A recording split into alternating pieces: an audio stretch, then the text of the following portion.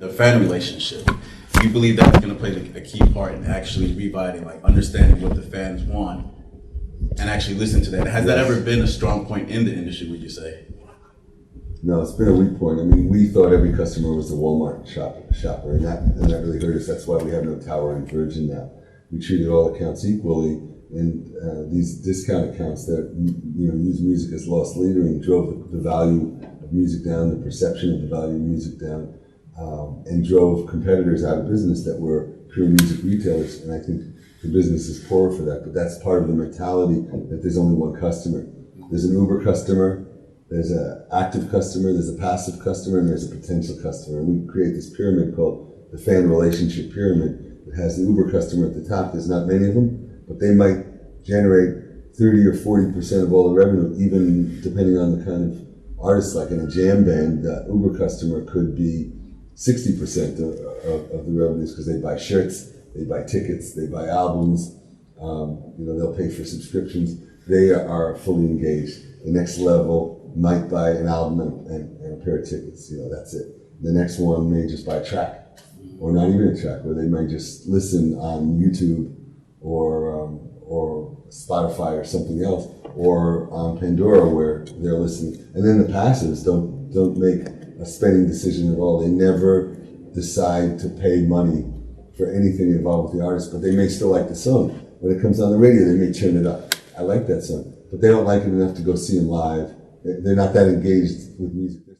Tom talks about many different consumers, the Uber consumer, the passive consumer, the active consumer, but in reality, there's one consumer that matters the most, and it's called your brand lover, and that's the consumer that is going to make changes within the industry.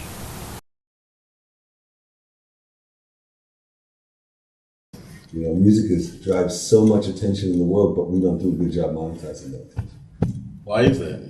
Because we think we're record companies. Because we started out selling pieces of plastic, and we would ship plastic, and we would, and how much can we bill? How much can we collect? What are the returns? Our mentality is that we bring the record to the radio station. The radio station plays it. We don't get paid by the radio stations.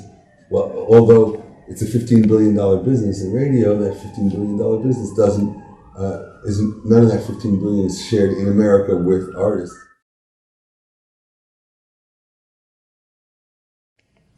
What frustrates you the most, would you say, like just dealing with the music industry? You've been in it years, so... I think that they need to be more future-proof, and they're not spending enough time preparing for the future. Now it's changed because they really are getting to be a lot hipper and wiser about this, but like I say, the contracts are still record contracts. The mentality of most of the people in the labels still are radio, music sales, because that still is the majority of the revenue.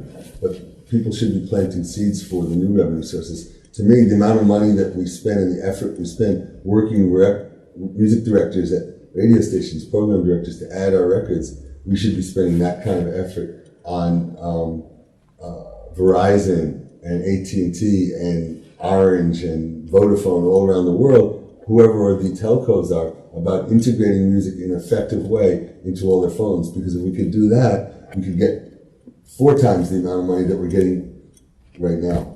Our pie just keeps getting smaller.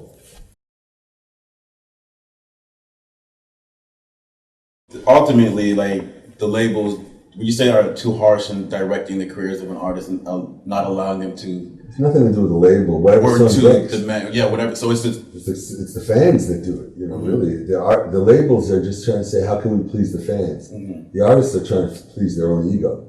The smart artists want to please their fans, but if they want to force their fans to listen, to follow any of the music that they go. If they're on the left side and all of a sudden they want to go to the right side, that's a long way for fans who they bought a record that sounded like this, and now you were doing gospel records, and now you want to do a heavy metal record. I mean, there's a good chance that you may lose a little bit of your fan base if you do something. I think we the artists have to understand branding and understand what lifestyle they represent and be comfortable with it, because that's going to be where they decide to live. The humanistic needs, the actual... It's very hard to have 2 careers.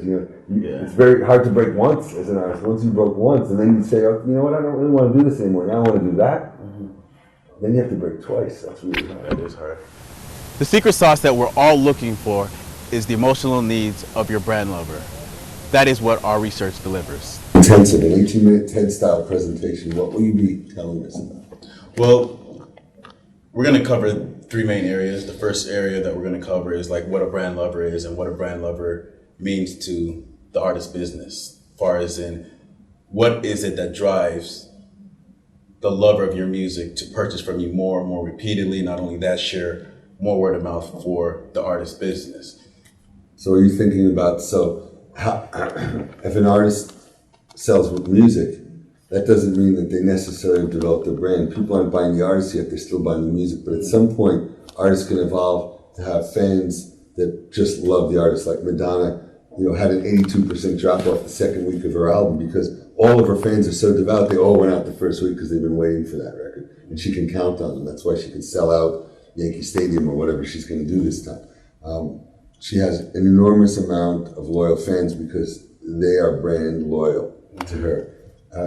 They don't care what the record is, they're buying it. Right. They don't have to hear the record. They know they're buying it. So, but it takes a while for an artist to get to the point where they are a brand. So what is the trip that an artist takes from inception to becoming a brand? Every artist wants to be a brand. U2 is a brand. There's certain artists that they're not that many. Maybe there's only 200-300 brands in the music business. Maybe it's 1,000, but not that many considering there's millions of artists.